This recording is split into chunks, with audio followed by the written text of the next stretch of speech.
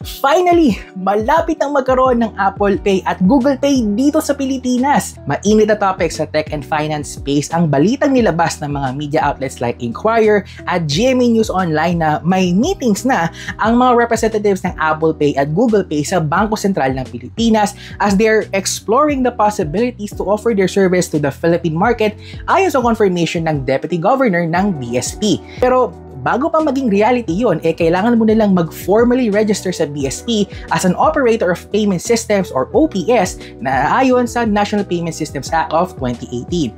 Ayon sa BSP, ang OPS ay isang operator as a person or an organization na nagbibigay ng clearing or settlement services ng isang operation aspects of a payment system. Pag nag-register na po sila, ipoproseso ang application nila ng mga isang buwan hanggang sa maging available na sa publiko. At pag nangyari na yon at compatible na sa mga bangko natin sa Pinas, pwede nang i-link ang debit or credit cards or mga e-wallet accounts at pwede na mag-transact using NFC na available sa ating phones at sa mga smartwatches katulad nito. At ang maganda din dito, pwede ka rin mag-transact ng tap to pay nang walang internet connections kumpara sa QR code na kailangan pa. O diba, napaka-convenient. And for more tech news, guides, and reviews, huwag mong kalimutan na mag-like at mag-follow sa ating page dahil